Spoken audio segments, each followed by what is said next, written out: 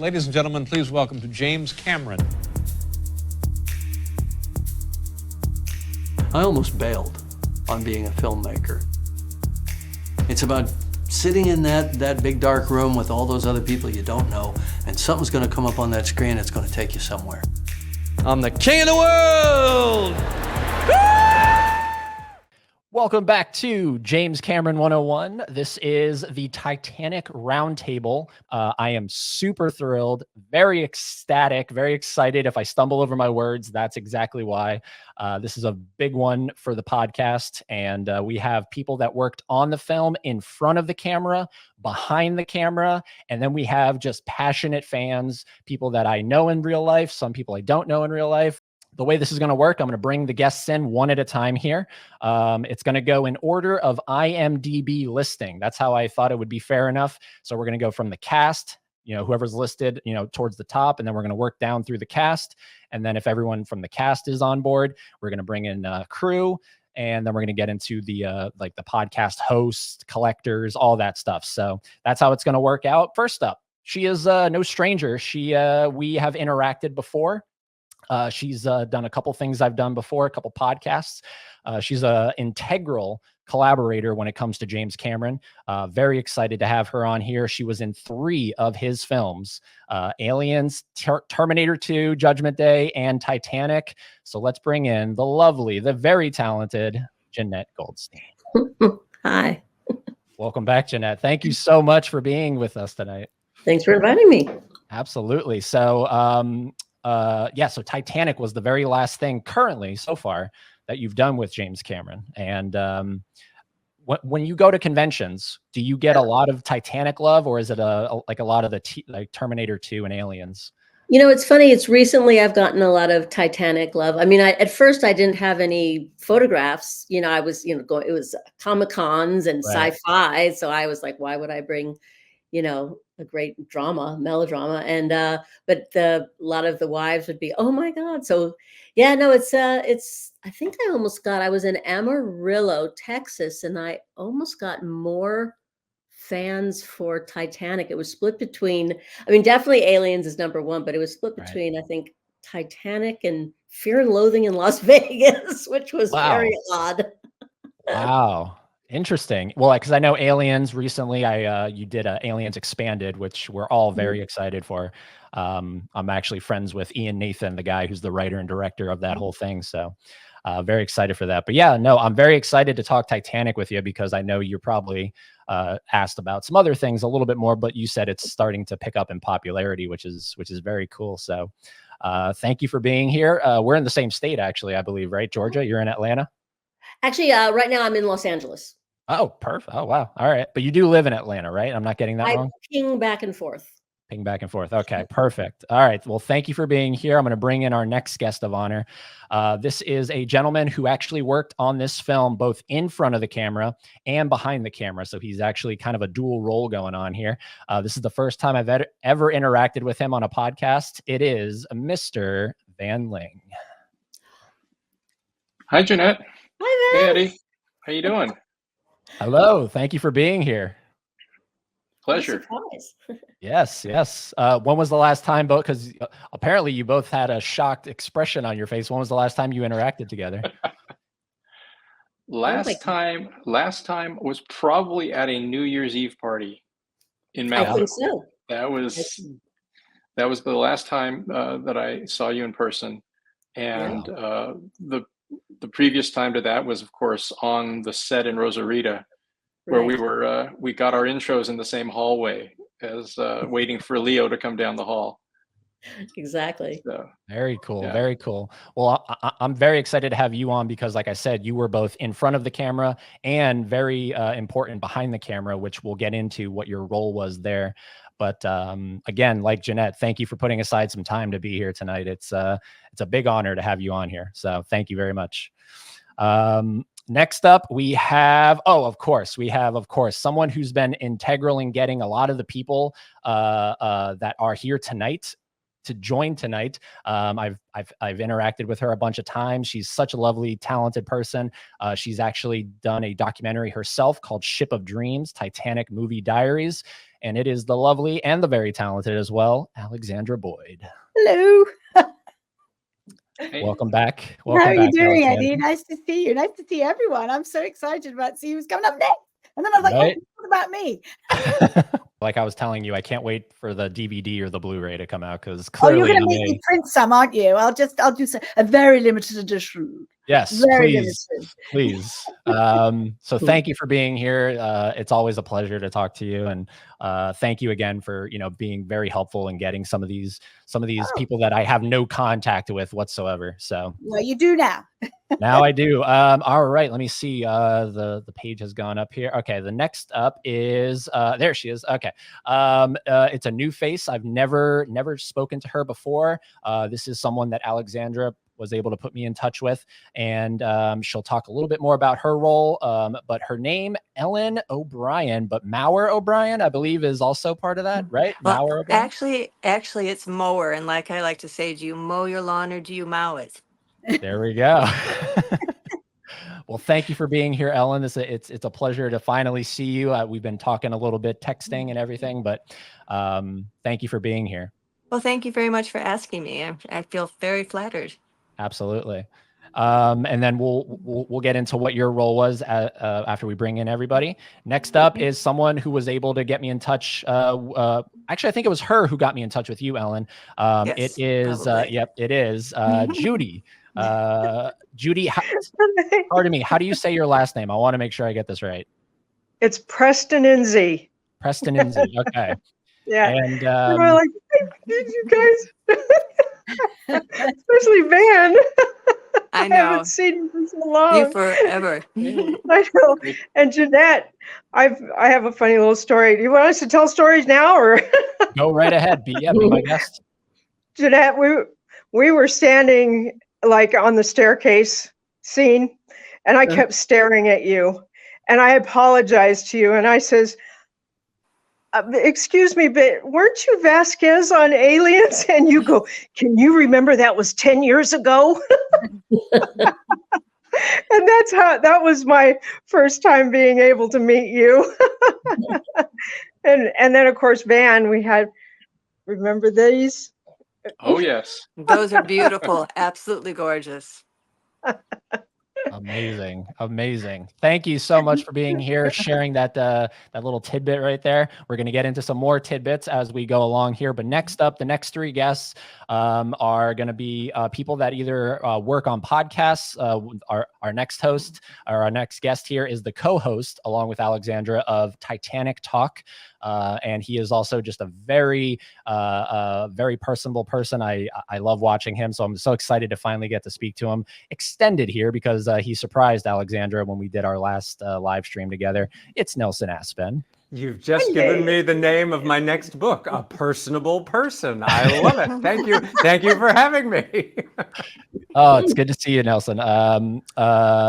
So when is the next episode of, when is your book coming out? Do you have a date on that? We've got all sorts of things going on. The last novel, Dancing Between the Raindrops, is out now. Okay. That's New York City in the 1980s. No Titanic in that. The next installment, the sequel to Dancing Between the Raindrops, which includes the Hollywood years when Alexandra and I helped craft her audition for Titanic, which is another story. That'll be coming out next month. And I have signed contracts to write a Titanic-themed novel, which will hopefully, if I can get to it quickly enough, will be out in time for the holidays. But yes, Titanic Talk is the podcast that Alexandra and I devised in support of Ship of Dreams, her documentary, in which I tell a few Titanic stories as well. And the podcast, we thought we're just going to promote the documentary. It took on a life of its own. Dozens of episodes later, we are wrapping up our second season and have everyone from actors from James Cameron's film to authors, historians, psychologists. We really do run the gamut of anything Titanic related. So that's, one of the many marvelous ways of being part of this ever expanding Titanic family. Right. The Titaniacs, you say? We're the Titaniacs and we're proud of it. There we go. So thank you for being here, Nelson. I know you were the first person to say I'm kind of on a time thing. So whenever anyone has to dip out, totally fine. You don't have to stay for the whole thing. I do want to kind of keep this to probably about an hour. I think that's probably appropriate. So we'll see how we can manage all that. Next up is a familiar face to a couple guests here. Very familiar to me, another podcast host. And she is, as Alexandra says, a PhD in Titanic, because literally she breaks it down along with her co-host, who couldn't be here tonight, scene by scene. It is Brittany Butler. Hi.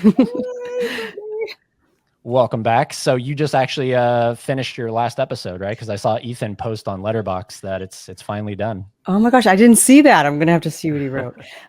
Yeah, we just finished scene 40 of 40, recording our episode last week, and I've been hard at work editing it. I cried on it. It's been a journey. It's been a journey. 5 years we've been living with this podcast, right? And finally made it to the end. So amazing. And of course, last but not least, if you look behind me here, and I saved it for tonight, he was able to send me this. This is from also, again, thanks to Alexandra and Nelson's podcast. I had no idea there was somebody out there who was able to salvage so much stuff from the deconstructed set of Titanic after filming wrapped. He is someone I'm very excited to have on tonight. It's David Condon. Hello, everybody. We are now the Brady Bunch. That's right. Hi, Nelson. Nice to meet you guys. I didn't know you were going to be here. That's cool. Like it. Yes. So this is our entire panel tonight for the round table. Everybody, I applaud you. Thank you so much for being here. This is very exciting for me. So let's get into the talking of Titanic. And again, feel free to chime in stories, anything you want. Of course, I'll lead the way, but this is an open forum for discussion when it comes to the film. So I'll start it off here. It's actually over 25 years now at this point, but can we all believe it's 25 years later since it was? You sound like old Rose, right? Right. Anybody have any kind of insight into the 25 years that it's all led up to? Feelings like oh my God, I can't believe, or like it was yesterday. Yeah. Yeah.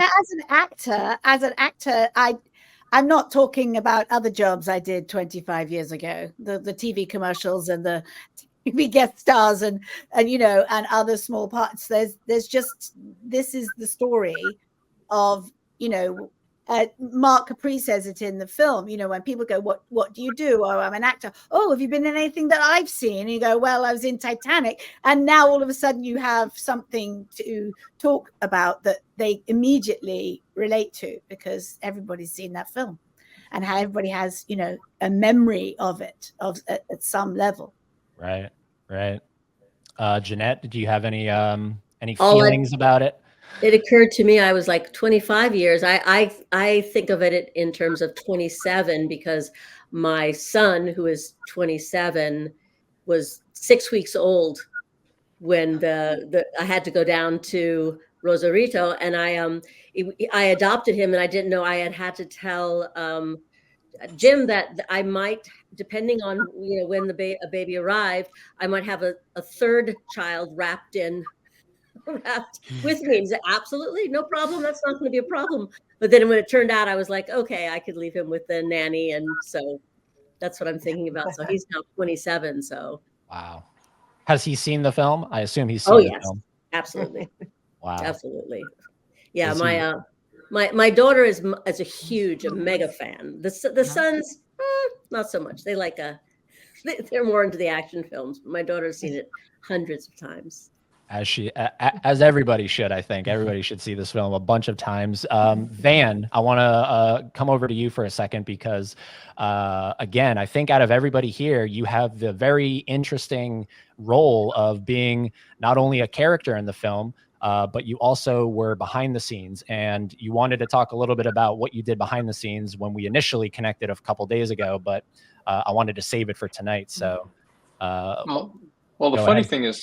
thing is that I wasn't going to really be involved in the show at all because I was working on other movies and I wasn't working directly for Jim anymore at that point. And I was on the set of a film that I was not enjoying doing some work on. We were doing computer graphics on screens and visual effects stuff for a movie I shall not name, but Oh, go on. and, I was and I got a page from Mexico from Jim saying, "Hey, I want you to come down and be in the movie." You know, and I'm thinking, okay, what's a Chinese person doing on a British ship in the middle, you know? But of course, because I had a good team who was dealing with things, so I didn't have to worry about it, and I kind of dropped everything and went down to Rosarito in October of 1996. That's right. And you know, they were already, you know, several months into shooting in various places, and we're down in Rosarito, and he asked me to play the role, completely tangential, really. He just wanted to be kind of historically accurate, that there were, you know, 6 or 8 Chinese folks aboard the Titanic, and he wanted to make sure that they were represented. And, you know, because of the movie, I got to basically represent all 12 of them. So I stood in a hallway next to Jenette, you know, right before Leo comes walking down the hall. So that was a lot of fun. So I was down there in the middle of shooting. I did about like a week's worth of work, just waiting around because, you know, doing some stuff. Actually, that's not quite true. When I first came down, it wasn't for that shot. It was actually for the rescue, which isn't in the final film, where because there was a Chinese passenger who was found floating on a door. And Jim well, mine was an actual door. Mine was an actual door. Oh, how interesting. But yeah, so we didn't want to get sued by the actual panel, so we made it a door. And it was just for this rescue scene because he wanted to make a point about the fact that people could be rescued, you know, from the frigid water. And later he said in the most recent National Geo piece that he did for the retrospective, he said that it was one of the inspirations for him to have Rose on a door, and that whole thing. And so he wanted me to come down and do this bit, and said, okay, we're gonna bring you down here. And Ellen remembers this as well, getting ice, which is wax, being sort of splotted all over your outfit, and then you get sprayed down. And then they had this kind of little foam-like stuff, these little crystals that when you they stick onto your face and around your eyes, wherever there might be liquid. And then they spritz it with water and it puffs up and looks like frost. So we were all in this indoor tank, you know, doing all the flailing in the water and all that kind of thing. And so I came down there to do that one scene. And then I went back. Was it your acting debut? No, actually, I had shown up in one of Gail's movies back in the like '87, but all in Stan Winston makeup, so you couldn't tell. But in this particular instance, I came in, we did this thing, and they filmed this rescue scene with me, and then I went back to my other job and didn't hear for a while, and then in February of '97, I get a call from Jim saying, okay, well, we established you getting rescued. Now we have to establish you in the movie so that it has some kind of sense for us to show you being rescued. So I need you to come down again. So I go down in February of '97, and they're still in the middle of shooting. So, because it was that busy, and the other performers can really talk about what it was like to go down for a certain period of time and have that period of time kind of grow. But I did another week and shot the establishing shots where we were in steerage. And that was a lot of fun because I got to interact with people and Leo and Kate and everybody, and then went away. And then later, I ended up, because I did visual effects, I worked on visual effects with Jim on previous movies. Jenette and I were both on Terminator 2. I had started with him on The Abyss. So, and I had my own visual effects company that I was a creative director for at the time. And so he threw some work our way. And we ended up doing a bunch of shots. So we've gotten the movie that way as well. Well, I'm interested in finding out what kind of effects you worked on from since we're all talking about Titanic and we all know every frame so well. What did you work on?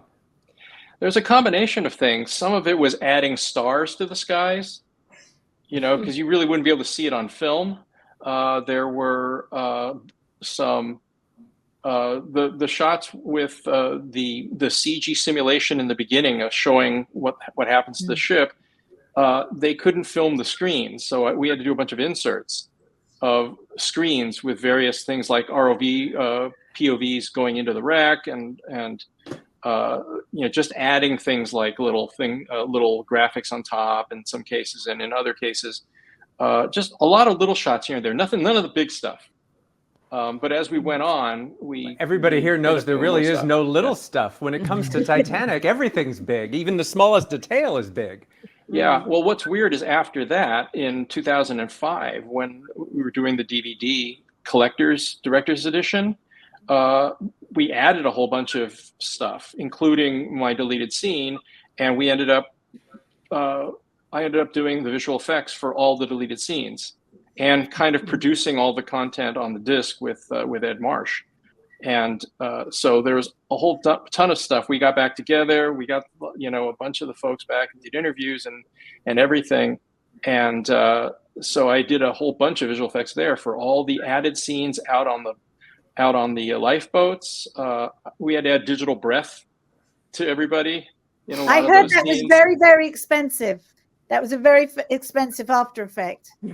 It's funny, when the movie was being made in 96, 97, it was very expensive. They had to go and shoot, basically put people in black velvet hoods with holes in them, go into a freezer, a meat locker, and just, put a light shining in front of them and having people breathe the dialogue into the air in front so they could try to match it to the final things. When 2005 came around, I was doing it on my Mac at home. We were creating digital particle systems on home computers and being able to comp them in and adding the stars and tracking the shots of the stars move with everything. And it was it's amazing how the technology changed in just a little over half a decade. So can I ask if you've seen The Six? I know, Eddie, you almost had Stephen Schwankert on today, but he had to drop out. He's the writer and creator and participant in the documentary that follows the story of the 6 Chinese survivors, the sailors.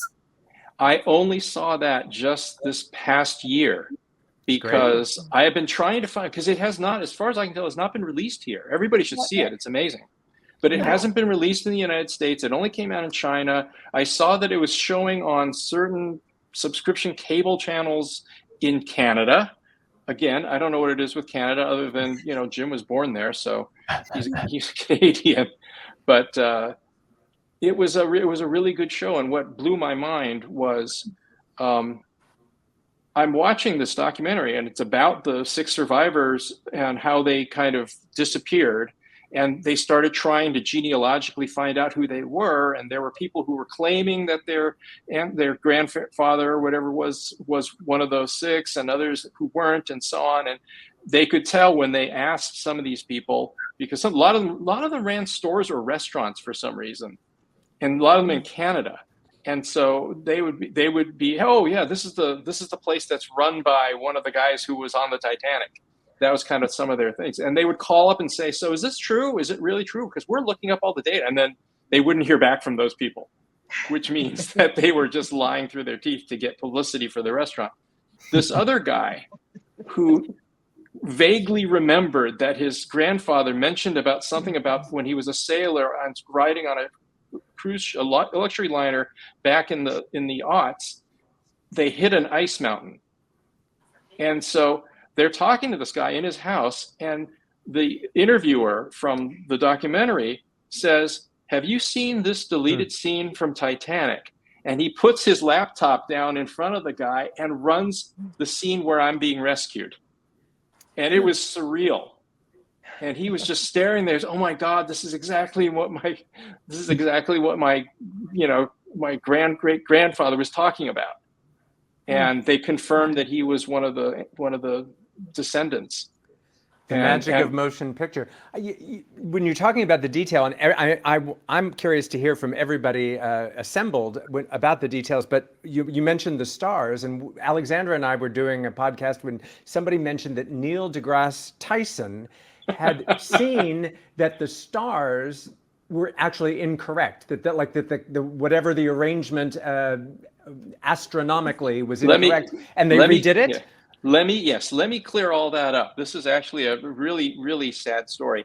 Oh, there was an added scene because I was working on the deleted scenes. Remember, I wasn't working on the movie overall per se, doing any of those fixes. I was doing the added scenes. One of them was the scene on deck after the dance scene with Rose in third class, and they're walking along and talking, and they see a shooting star go by, and they're looking up at the sky, and Jim very specifically said to me, "Listen, Van, I need you to here's his number. Call Neil deGrasse Tyson because he's all over me about how the stars are wrong in the movie. So go and make sure they're right." And so I called up Neil deGrasse Tyson. I said, "Listen, I need to have here's the angle. The ship is going this way, and here's the thing. I guess this is where we're looking northwest, something like that. Can you please give me the star map for what it was like in, 1912 on that evening?" Wow. And he sends me the stuff. I put it in the shots. Everything's there. And then I see that video of him complaining about how, some guy from Lightstorm called me and I gave him the information. And then I saw the movie and the stars were still not right. He wasn't talking about that scene. He was talking about the end. Because at the end, when Rose is lying on the door and she's looking up, and they look up, and if you look at that scene, you'll notice in the original anyway, the stars were flopped. There was a section of stars, and then there was another section of stars that was a mirror image of it, and that's because the visual effects people weren't really caring about stars. It was just the folks at I don't want to say who, but I don't know the exact people, but the folks at Digital Domain who were really rushed at that point, they just said Starfield. She's looking up the Starfield, and so they just put up any random stars. Oh, and gosh. I wouldn't have noticed that, and nobody would notice that except that I noticed that they had taken. You know how sometimes you put up something and then you flip it to make it wider, and so the same stars, I could see the same pattern flopped. Like wallpaper. Oh boy. Yeah, like wallpaper. And so I know that that's what he was talking about. In your defense, and even in Neil deGrasse Tyson's defense, nobody thought we'd still be talking about the stars in Titanic 26 years later. It's so extraordinary. The fact that there's even an issue that even he was so connected to. He wanted the stars to be right. Those damn yellow bricks in The Wizard of Oz. Well, the fact that Jim wanted the stars to be right was really Jim. I mean, we can attest to that. Anybody who's worked with Jim, right? And so the thing is, I didn't drop the ball. The folks at Lightstorm dropped the ball because they've made fixes to other things. I only worked on this set of shots. They worked on the other stuff. So I have to, but at this point for Neil deGrasse Tyson, he just assumes that the same person who asked for the stars was the same people who was responsible for all of them. So one of these days, the credits through the CGI themes. He sat through 15 minutes of credits on every so that's straight. I gotta like text him one day and just say, "Hey, dude, don't sully my name over this," Right. But I want to hear from everyone else.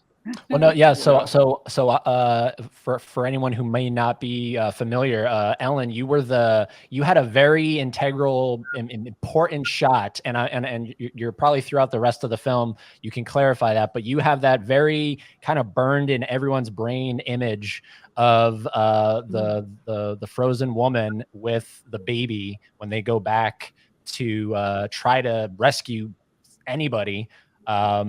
And I'm sure you've talked about it on other podcasts, but what can you recall from that? Like, what is, like, when I say that, what comes back to you? Well, I think what really comes back to me was how I was chosen to do that particular role. And I know I said that I have. Okay, first of all, I'm going to let you know that sometimes I might stutter a whole lot these days, and it's because I'm going through chemo right now, and it makes me not as smooth as I'd like to be. But anyway, I got this role because of and the very first one that you were telling us, the indoor tank scene, Van. It was in there, and we had different people doing different types of roles. You know, people who have just fallen in, people who were feeling the effects of hypothermia, and then there were 5 of us, me being one, obviously, that we were dead from the get-go. So I got to play in the tank, floating on my back, and that was what I did the whole time. Now, this was about a 3. Well, how many weeks? Is about 3 weeks that we did this, Yeah. something like that. Just about, But yeah, because we were in and out because we had all of that going on at first, and then we had the boats, and then we were back in the water again. Yeah, they're doing all sorts of.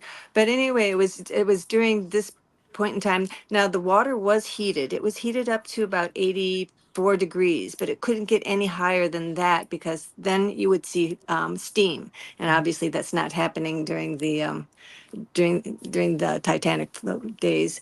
But so it was, even though we had a lot of layers of clothing on, it did get cold. And since I didn't do anything during the scenes at all, you know, except for float on my back being dead, I found out where the hot water inlet was, and I hung out around there to keep myself warm. But anyway, so I was doing my thing, lying on my back, being dead. And most of the time, there was a lot of action going on in a corner that wasn't too far from me, but it wasn't really all that close either. But so one time I was doing my thing, lying on my back with my eyes closed, being dead. And I heard all this commotion. And then there was some jerk, as far as I was concerned, swam over me and dunked me. And I didn't really know what it was. But so at the end of the scene, I stood up and looked around. And as we did, we held our thumbs up to ensure that everybody was correct or healthy and alive still. And I turned around to see who these idiots were who swam over me. Well, it turned out to be Leo DiCaprio. And he turned to me and he said, Leo DiCaprio, and he turned to me and said, "Oh, I'm sorry. I didn't know you were real." And I said, "Oh, that's okay. I've been told I played dead well." Okay, so that night I went back home and I got the usual calls. "We want you back. We want you back." And then I got one call about somebody saying that my acting was so good, they wanted to use me as a featured extra. And all I could think of was acting. All I did was lie on my back being dead. Well, that was exactly what they wanted me to do, was lie on my back with my frozen baby and being dead. But that's how I got that role. It's so you know, like I said, it's burned in everyone's brains, you know, and I applaud because, you know, it is a PG-13 movie, so there had to be some kind of level of, you know, don't go too graphic, you know, but that is a very just kind of, you know, so sad when you see that scene. So it, you know, it goes for it without going too far. But every time I show that to somebody, like the film, and it gets to that point, they've never seen it before, they go, oh, okay. Well, apparently there was this really was a woman that was found dead holding her baby, and that was one of the reasons why they used that in the particular role. Yeah. Well, the idea also is that, you know, because it happened for me, which is, we have something historical. We know that happened at the end. We want to get people to see them alive and get to just maybe not know them as a character, but know them as a human being, so that when you see them later in this state, it's heart-wrenching. You know, David will know this. David, what happened to that baby doll she was holding? I'm still looking. I don't think that was an articulated mannequin that they had. I think it sold the Heritage auction, that late Heritage auction. I think I'm sorry. I didn't understand. I'm sorry. I think the baby just sold, didn't it? Was it? Yeah. At auction. In the heritage That's what I auction? understand. Yeah, Yeah. I did. Yeah. That baby's a 27-year-old now. It's Jenette's baby. Alive and well.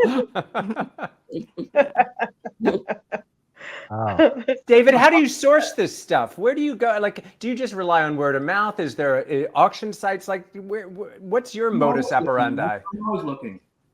Matter of fact, I was telling Eddie I might get this neat little thing I found the other day, and Eddie, it came today. You have it? Yeah, I got an original J.J. Aspen trunk it was actually his trunk. Ooh, nice. Pretty amazing. And it actually Very nice. A truck with John Jacob Astor. JJA on the trunk on both sides of it, and there's a lot of history by it. That came with it. Obolinski.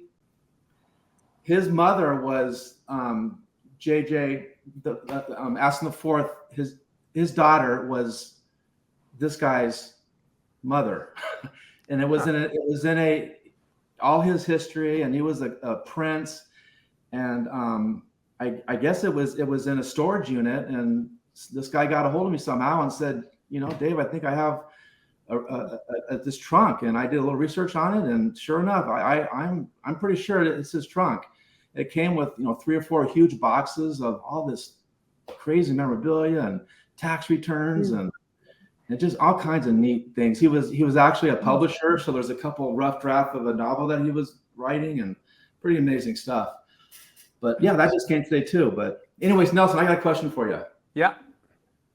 Am I an official Titanic now? Oh, absolutely. Now, what do you mean now?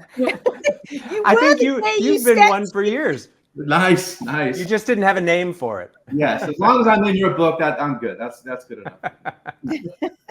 There's probably not a bigger Titanic than Brittany, like in this entire panel tonight. Seriously, this is, Brittany, do you ever, like, I was thinking about this the other day. Do you ever see Titanic not being your favorite movie? Do you see something coming out? Oh, no. It's always going to be number one. Yeah. And I declared that when I was 6 years old, and it hasn't, it's been true for my whole life. So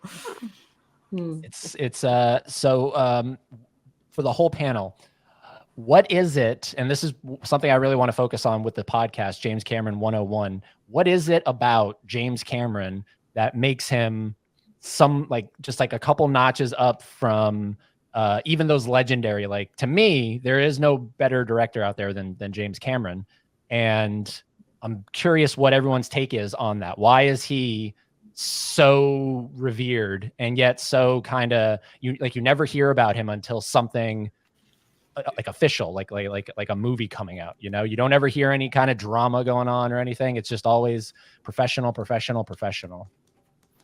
I feel like we're on Match Game and we should write down our answers. And I wrote down mine. Yep.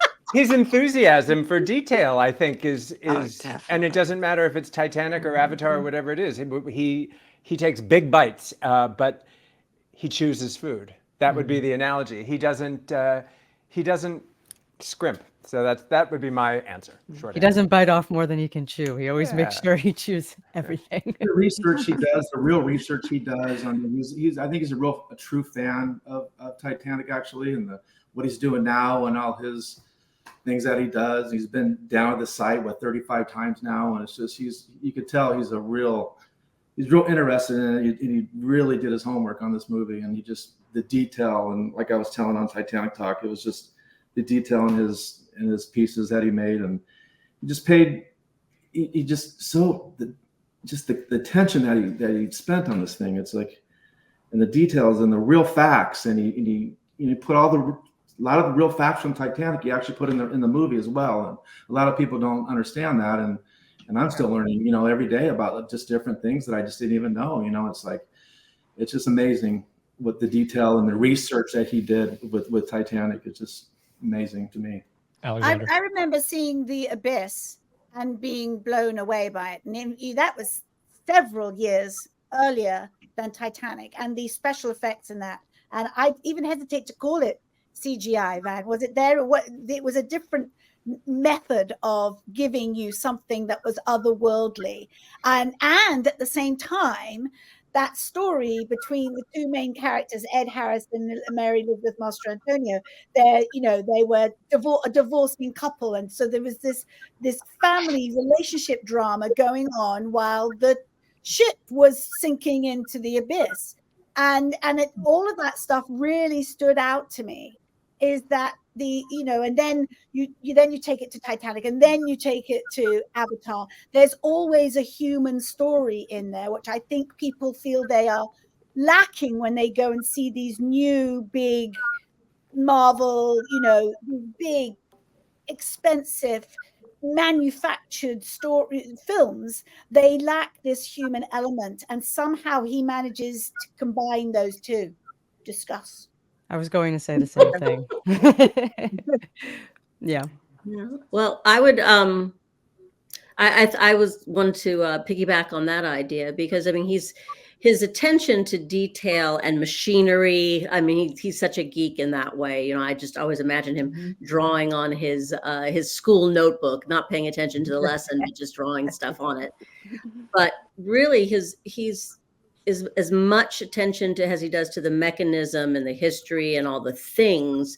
He really pays attention to the people and the human aspect, which makes the whole story come alive. I mean, you don't care about a boat, you care about the people on the boat. Now, of course, the boat is fascinating and all the everything about it and where it was and all the mechanism, but in order for you to be truly connected to it, you have to care about the people who are on it, or the people who are using the weapons to fight the alien. Why is it necessary they need to survive? And why should you even care that this person needs to survive? And Right. That's usually forgotten when they talk about his genius. But Well, he's a storyteller. He really is a storyteller who Mhm. not only has the proficiency to, envision these amazing set pieces of action and suspense and thrill and everything, but he also really cares about the emotion and the actors and the characters. He's just amazing with actors in these kind of environments in particular, because it's very easy as a performer to get lost in all of this stuff that's going on around you, because you're playing make-believe, you're not really in those situations. But he'll try to put you as close to the real situations as he can, because he knows that all this. That first class dining room, I didn't feel any acting going on. I was like, this is where I'm supposed to be.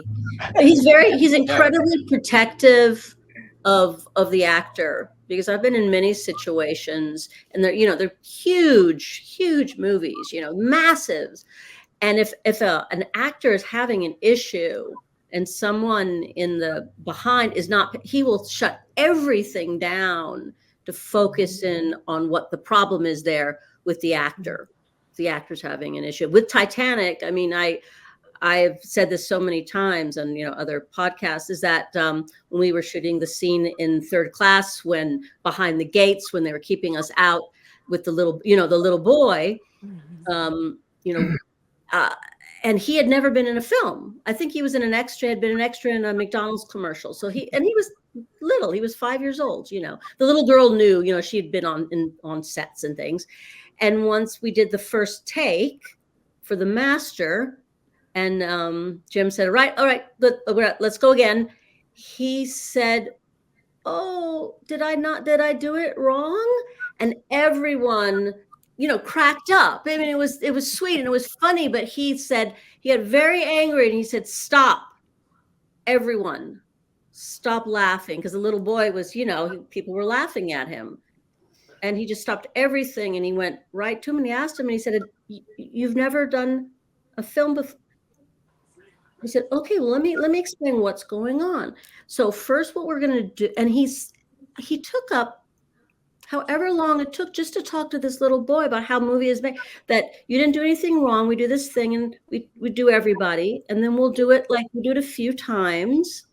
And then we're going to take the camera and then we'll have you just do yours. And then maybe all of that and is that okay? Do you think you can do that? And he was like, "Okay." It was truly amazing. He took all of this time because of this little boy and his, and he was not pleased with everyone laughing. I mean, it was a natural reaction, of course, because it was just so out of left field.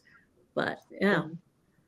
Yeah, he really is someone that is there's really no one else like him. And at the beginning of the podcast, I mentioned, and I want to see if anyone has any stories or any insights, because not that long ago, what about 5-6 days ago, we lost Bernard Hill. Was there anybody here in the panel that that communicated with him or that got friendly?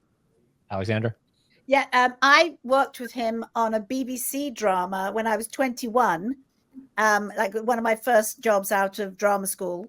And he played a teacher in Suffolk with Dame Eileen Atkins played his wife. And I was actually only supposed to be a 12-year-old in the class. They sort of strapped me down and put me in a little Victorian costume, and I sat in the classroom. And that was based on a true story of the Burston Rebellion, it was called. And as a result, it was shot in Suffolk. And as a result, he loved Suffolk in the UK so much, he bought a house there and lived there. And in fact, until he died. And so the second time I worked with him was on Titanic, but I don't think he really remembered me from all those children. And I certainly didn't look like I had, 15, 16 years earlier. And then he lived quite comfortably. I think he'd done so many things. He'd spent all that time probably in New Zealand doing Lord of the Rings and other work, but his home was Suffolk, which is where I'm from, where I shot my very first film, a ghost story called Widow's Walk. So I have this sort of, even though he was a northerner, he was born and grew up in the north, emigrated to Suffolk, which is quite an unusual place, even in the UK, for people to end up in. It's very rural, it's very beautiful. So I always think I have not just the Titanic and the Burston Rebellion connection to Bernard, but the Suffolk version as well. Anybody else that had contact with him that has maybe a neat story? I was just able to meet him briefly when we were doing the bridge, and people were walking through, and then we had to sit in there and we just kind of said hello to each other, and I could tell he wanted to be just by himself. So that was my interaction with him. But that was interesting. He was very nice.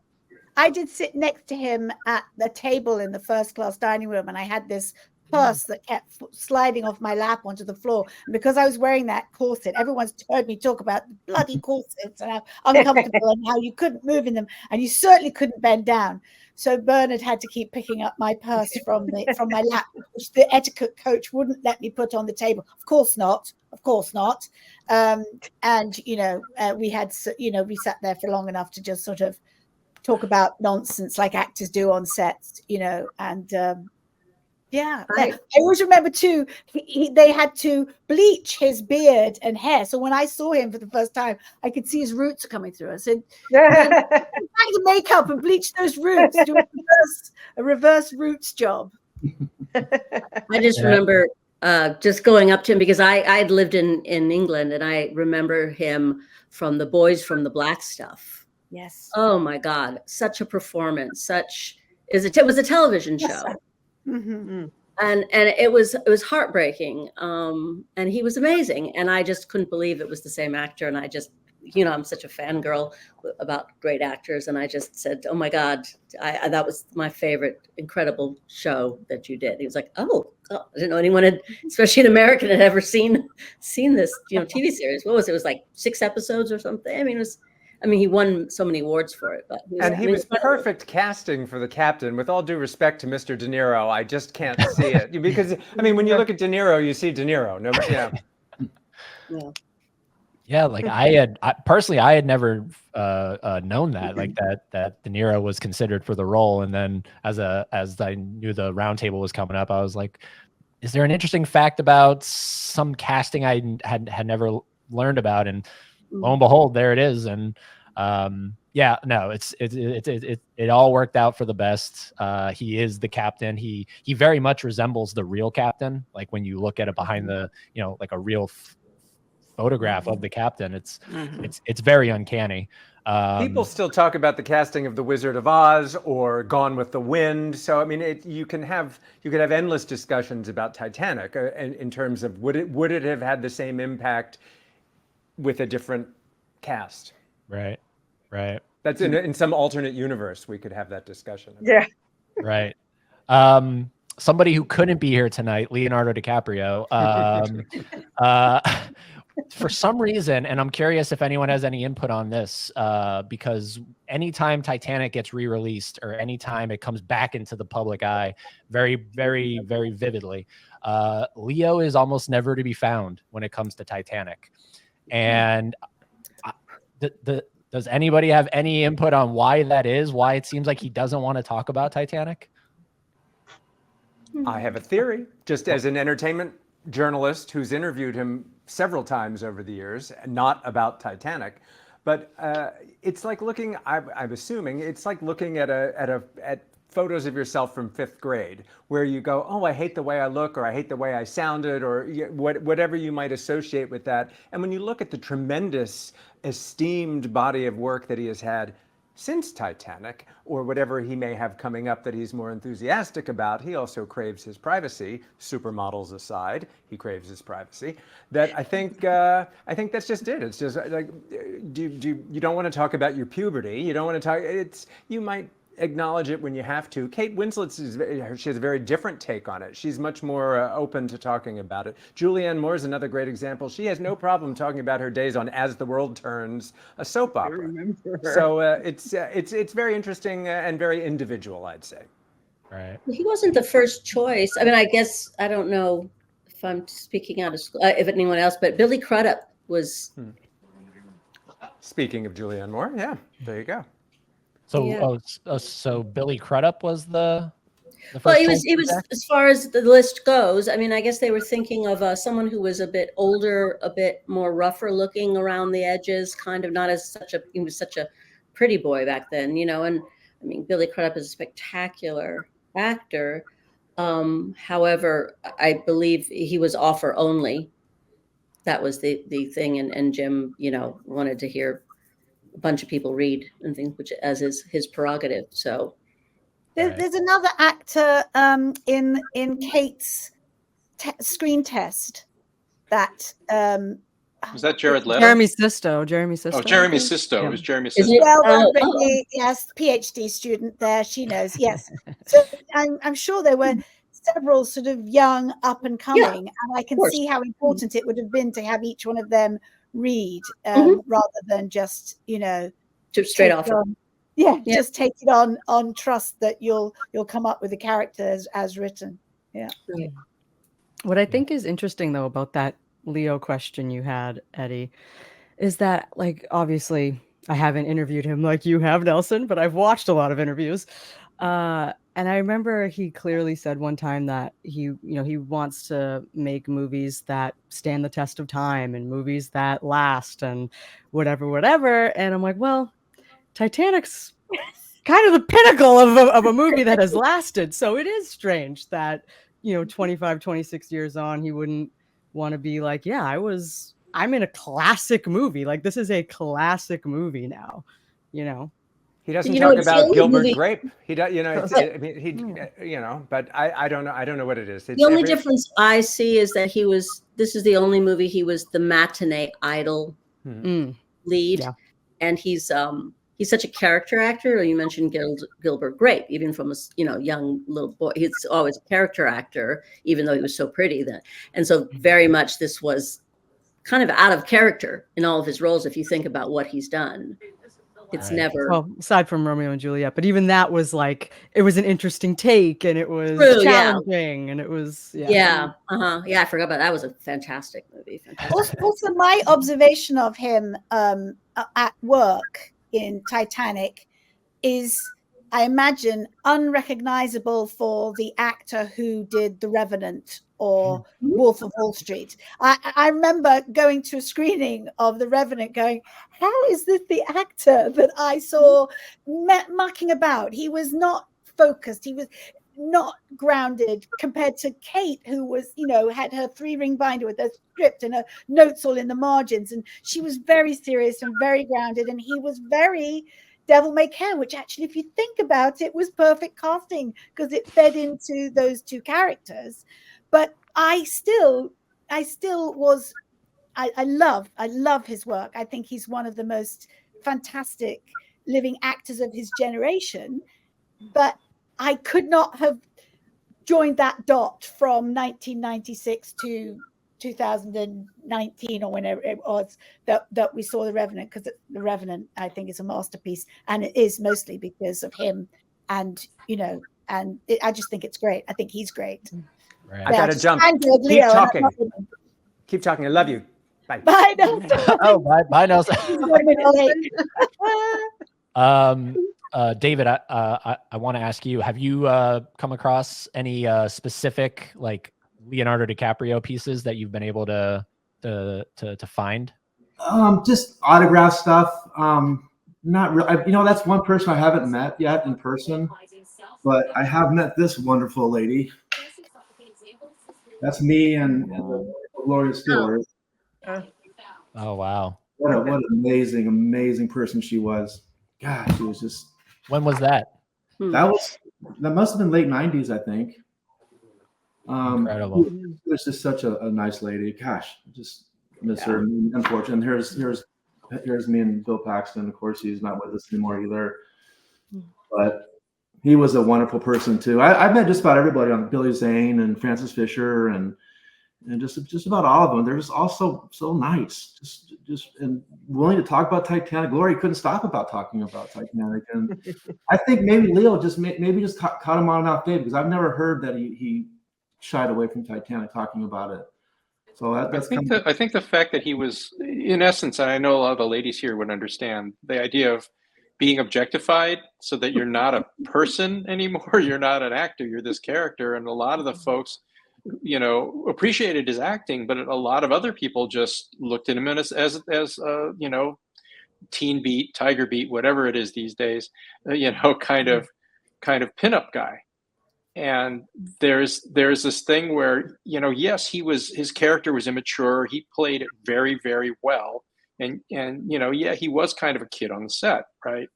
To some extent, but that was part of the character. Right. And he doesn't want everybody to think of him that way. He wanted to be a serious actor, and as he has successfully proven in everything he's done all the way up through Killers of the Flower Moon and everything else, but it takes it, sometimes he doesn't want to be reminded of it. Not that he's not appreciative, I'm sure, but that he's, I've grown so much since then, and I don't want to just be remembered for that role. But so is Kate. Look at Kate's career. I mean, it's personal choices, isn't it? I don't think we can judge either of them. I think, actors enjoy or walk through their careers in different ways, especially when if you're at that level and you have so much attention on you. And for some reason, he's not as interested in revisit. I asked some of the actors I knew during my 2 months on set. I asked a lot of them to be in my documentary. Let's go back to 1996. Let's go back to our Titanic. And a couple of people quite genuinely and politely said, nah, no thanks. Don't want to revisit something from a job from 25 years ago. It affects everybody at every level in different ways, I suppose. Did you ever meet Gloria Alexandra? I mean, she wasn't in your scenes at all. I know that. So she no, because she did what I call the present day scenes. Yeah, we were kept very separate. Yeah. And they were in Nova Scotia, and we were in Rosarito Beach. So it was even a different piece of geography. Amazing. Ellen and I actually did get to meet her in San Jose with her daughter. So that was fun. We had dinner with her. Yeah, I think she actually lived in Westwood, I believe, or Brentwood. you know, and wasn't she adopted by Groucho Marx or something? Didn't she grow up in his family? I heard something. That sounds so fantastical. Somebody has to pull me on it if it's not true. I've never heard that. Never heard of either. That's interesting. I don't know. I don't think that's true, but I've heard that. I don't know. May have read it somewhere. I still can't believe that the lady, because I'm a big fan of The Invisible Man. I can't believe that the lady in The Invisible Man is the lady in Titanic. Like it's such a, because like those are so far apart from each other, and it's just amazing to see. And I'm very curious to dive into some more of her work, you know, between those two films. He's done a lot, actually, believe it or not. Absolutely, yeah. She was such a lovely person, though. I mean, she just wasn't really known to like the general public, you know, as an actress until Titanic. But I met a lot of actors and actresses, and I was almost starstruck by her. She was just bright light, you know, and same with Paxton too, and Billy Zane too, and pretty amazing, Alexandra. I wish I was on that set. You got to take me back there one day. You could just tell me all your stories, and it was just there's so many, and some of them not for, you know, public consumption, of course. Maybe just that's right. That's every movie. Well, I could literally go on and on and on, and I plan on that with a second round table. But before, because we have hit just a little over 1 hour here, and I wanted to kind of keep it there to keep everyone's time to themselves. But want to go around each person, and starting with Jenette, then we'll go to Van, Alexandra, and so on and so forth. Favorite scene in the film, and it doesn't have to be anything that you were involved with, but just a scene that is like has always like if you turn on the TV and that's the scene that's playing, you have to keep watching until the end. Oh my God, I've got to go first. Well, nobody can steal yours. I'm trying to think. I love Molly Brown. I love, you know, Kathy Bates. I love her scenes. I just, you know, the sense of humor and just kind of like a kick-ass sort of woman. I really enjoyed when she came on the screen. Did you ever get to interact with? No, I never did. No. Van? I was with the children. You were with the children, yes. Yeah. It's a really hard question for me because I had the privilege of, you know, having a minor moment on the set, but also spending a lot of time tangentially in post. I wasn't working as closely with Jim as I had on previous films like The Abyss and Terminator 2 and stuff, but I was involved in a lot of things, especially when we got down to doing the DVD in 2005, where I had to know the film backwards and forwards and be able to look through the footage and match things and to do all this kind of stuff. And just, you know, it kind of reiterated to me the meticulousness, you know, and you can say attention to detail, but it's a lot more than that, of the way Jim approaches not only filmmaking, but storytelling and emotional storytelling. He's very smart. He knows exactly what he's wanting to do, and he also knows how to do it, or has ways, or if he doesn't know, he has ideas that he wants to try. And he's just kind of pushed the boundaries of filmmaking technology for all of us, as opposed to just creating some technical thing that only, you know, really is appreciated by gearheads, you know, and technicians. He's somebody who says, you know what, we do something like this. If we really take this motion capture and develop it, we can, you know, make it possible for actors to do all these things. And it wasn't, you know, a lot of times in Hollywood, people are like worried, understandably, oh, well, the computer stuff, the digital stuff, the AI stuff is taking away jobs. And here's somebody who's a filmmaker who has the ability to use all these tools and say, I want to use it to make an actor's performance come through better. I want to use a technology that makes it look like, well, you're not going to be in the movie, but you actually can be in the movie long after you can't physically be in the movie. Because, I mean, look at Sigourney.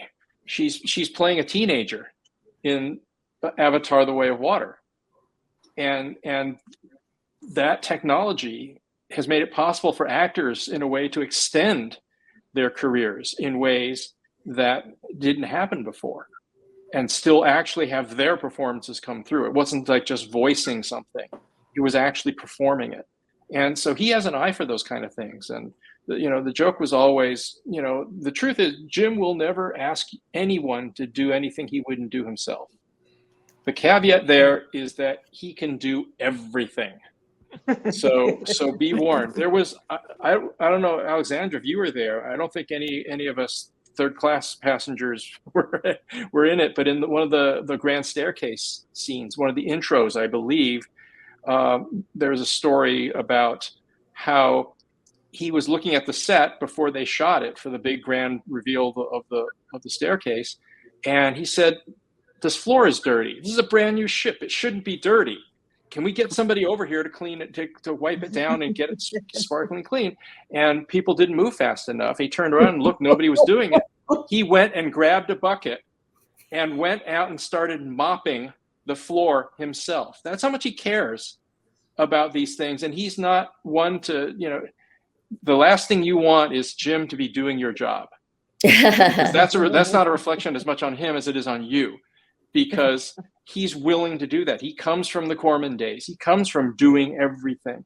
He knows what he wants. He wants you to be part of that process, and he doesn't really care about the stratification of things. And so that's one of the things that makes him, terrifyingly approachable. I'll put it that way. What's your favorite scene, though? Yeah, Dan. That's a tough. As I said, it's a tough one. I watched every scene in the movie multiple times, going back through, and I love all these moments. It's really more of an aggregate for me of all these different things. And again, it's I feel almost like I had been there for the whole shoot, because I was looking at all the behind the scenes material and all of these amazing things, and then being a part of a little bit of it, and then being in post and editing a lot of these pieces and working on those things. It's kind of tough. It was one of my favorite movies to have worked on, and I've worked on a few, so that's all I can say. All right. Well, Alexandra, what's your favorite? While I was listening to that, I did have a bit of time to think about it. Of course, I absolutely agree. It's very hard to choose. I do know, though, that the film really becomes the movie I love once the iceberg strikes. I love all the setup. I love all the costumes and the sets and all of that. But when the iceberg strikes, and the first people to experience that strike is the boiler room, when the stoker is going, "Come on, get out, go," and just like the abyss, the metal doors are going, and they're all running underneath, and they're all running, and the music is going, and I'm especially emotionally connected to it because Derek Lee, who plays that stoker Barrett, he was a stunt coordinator on my very first short film. So by coincidence, but we had that Titanic connection. I think that's why he agreed to do it for like 50 quid or something. But it's so exciting to see that first moment of those men, some losing their lives and some escaping the danger that's about to happen. And that's when the film really becomes exciting and thrilling to me. Ellen? Oh, I knew I was going to be next there. Actually, I'm going to have to pass because, like you said, there were so many different parts that were so amazing and so meaningful to me. Naming them all, it would take too long. So the whole movie. Yes, I totally enjoyed it. And besides that, I mean, just participating in the making of a film was totally amazing to me, and being able to see what happens. I mean, everything was done in different orders than what you see it when the film is done. That was really fascinating to me, and it was just a fun overall experience, as well as the end result was amazing. Judy? Yeah. Gosh, Ellen and I were down there for almost 7 months. So we were like everywhere, all over the ship, in the water, and the dancing and everything. And like How everybody long? said, How I long? mean, just, How long were you originally hired for? uh, Your ju- group?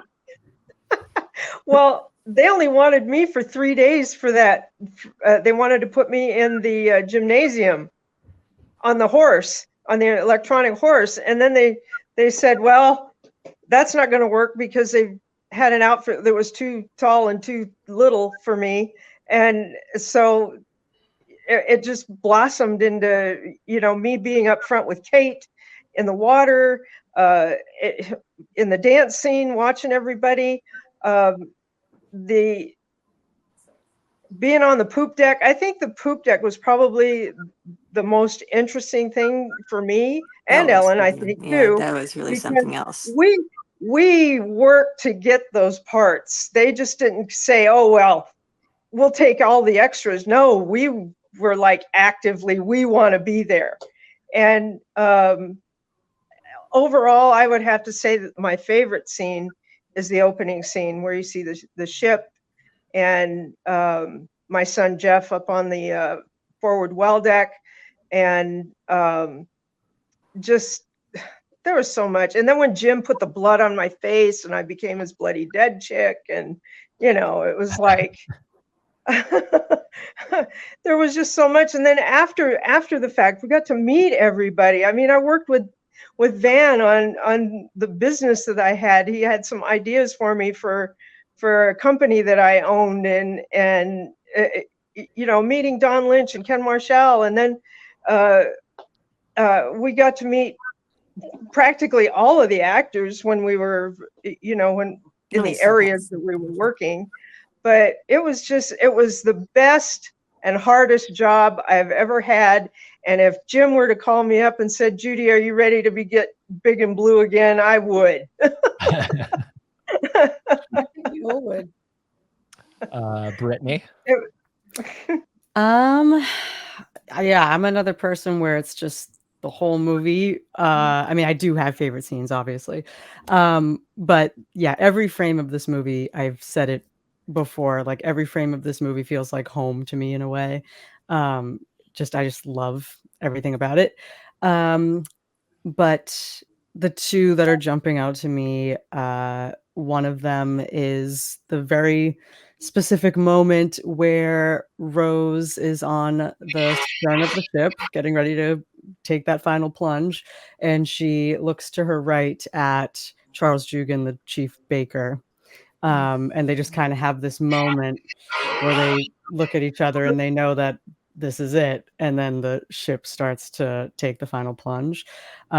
Something about that moment heading into this intense sequence that is really what a lot of people paid to see when they bought their ticket to Titanic. You know, they want to see the ship go down. But it's like just such an incredible cinematic moment, like one of those things that can only be captured in cinema. Like it's just gives me chills. But I have to say, I think I got to go with Jack's speech at the first class dinner table, ending with the toast to making it count. I feel like that's a big underlying message of the movie as well, and it's what I chose to get tattooed on me as my tribute to my love for the movie and all things Titanic. So Beautiful. And David. Well, I've probably seen the movie, I don't know, 200 or 300 times at least.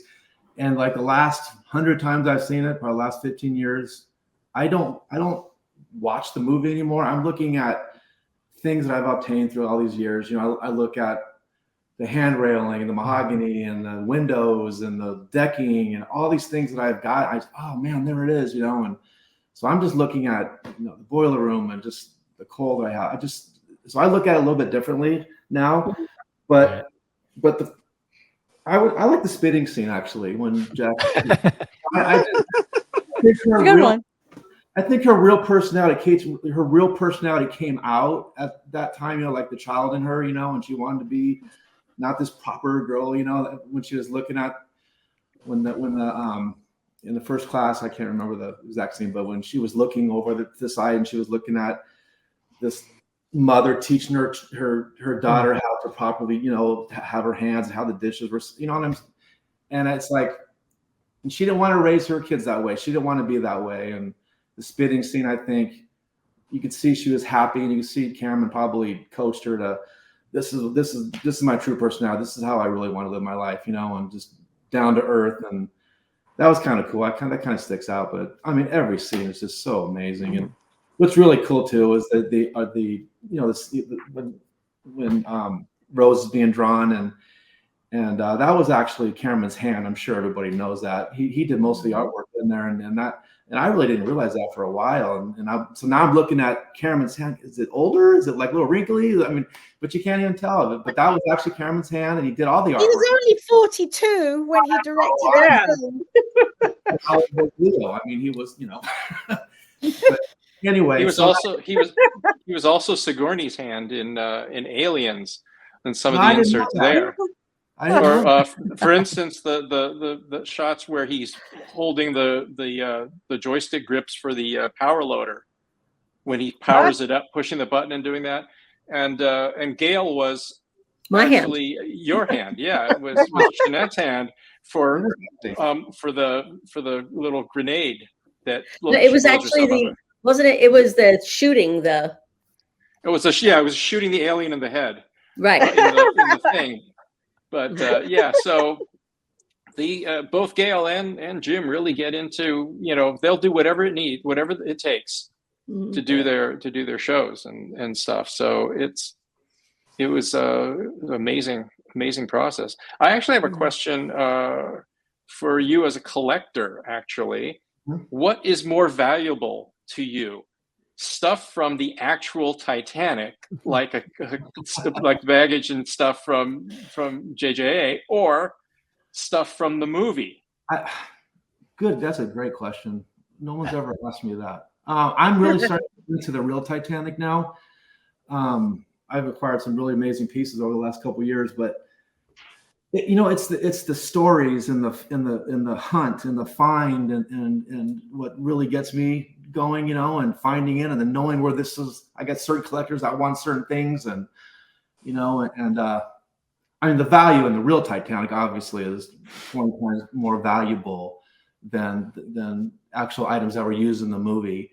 But you know, I'm starting to get into the real stuff, real Titanic. I've got some pretty neat pieces, and that find about this last trunk that I just found, which is pretty amazing piece. That'll probably end up going to a museum somewhere, and that was a pretty cool find. But it's the hunt, it's the search, and the stories that I could tell, and the people that I meet.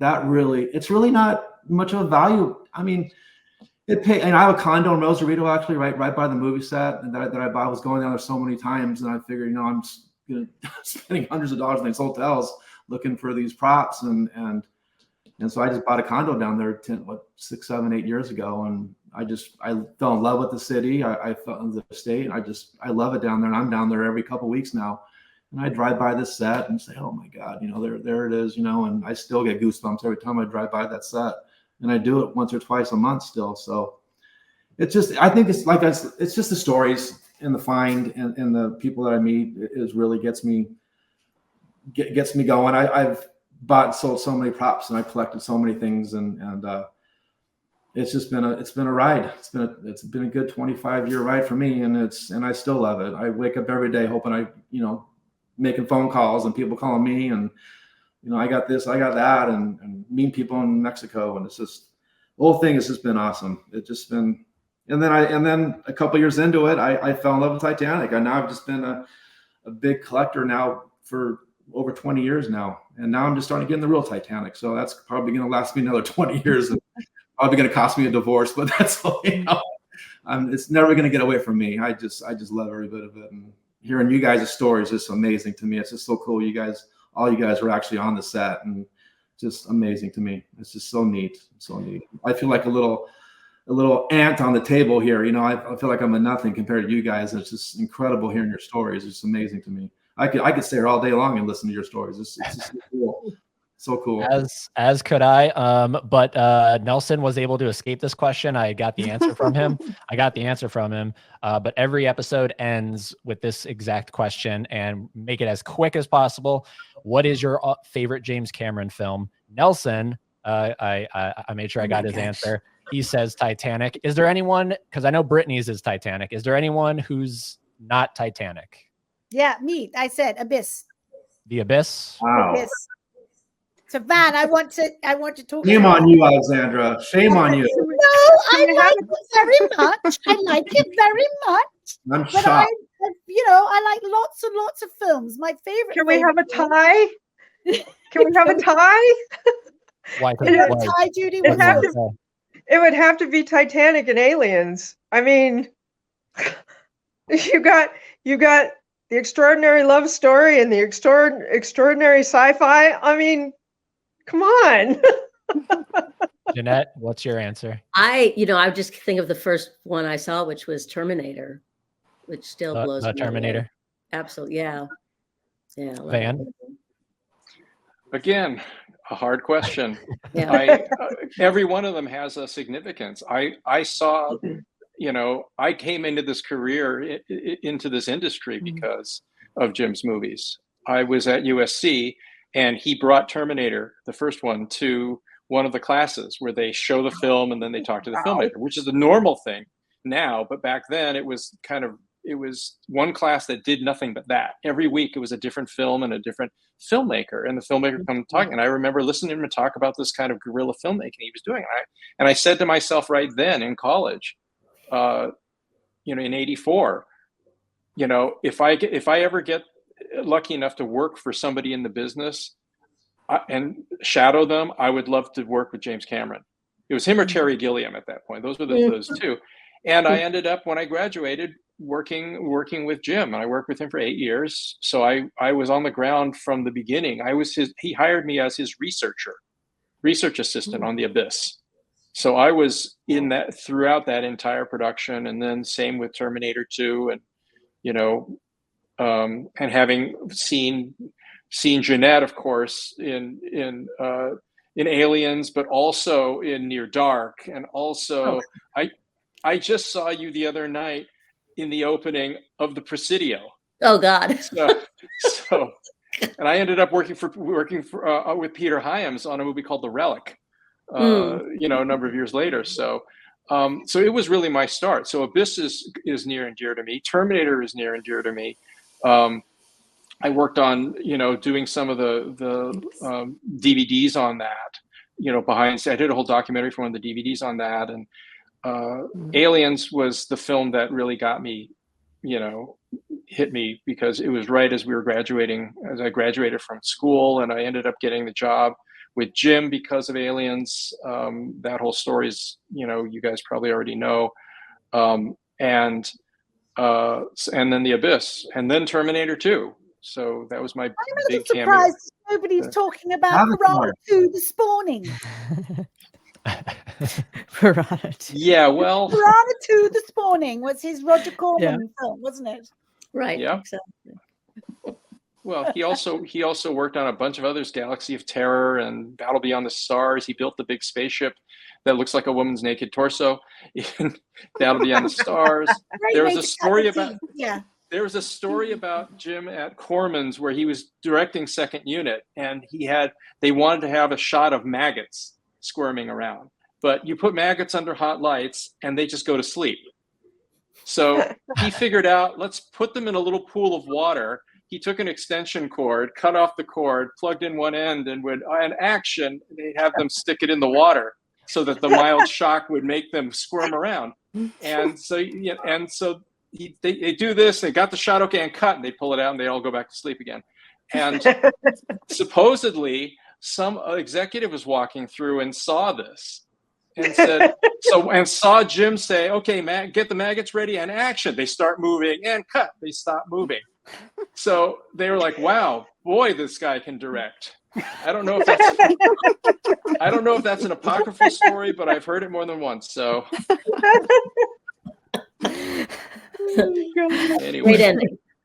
And David, I'm assuming Titanic. Everybody knows what I'm going to say, but I mean, Avatar was great too. I love that movie too. But Right. That was great. But Titanic is, I mean, that's my top 3 all-time favorite movies. I mean, great.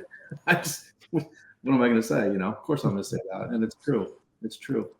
I'm a big fan of fan too. Sound of Music is my #1 all-time favorite movie. I'm a Goodfellas fan too, and Right. but Titanic is oof. It's up there. And Ellen, Titanic. Yeah. Yes. Well, I really don't have anything else to say except yeah, I think that too. no, Eddie, I you agree. wood there? You got it? You like it? Oh, this? Yeah. Right? This Yeah. right? Oh, dude, I love it. I saved it for today. I didn't open it until today. I've had it for about a week now, and I was like, I want to save it for today. Yeah, it's absolutely amazing to hold and feel, and it's. Yeah, I'm gonna Thank send you you. something else too. I got your address, so I'll send you another little fun little thing. So I keep an eye appreciate out. it. Yeah, you I bet. appreciate it. I appreciate everybody that's been on this panel tonight. Seriously, this has been very, very special for the podcast and just for me in general.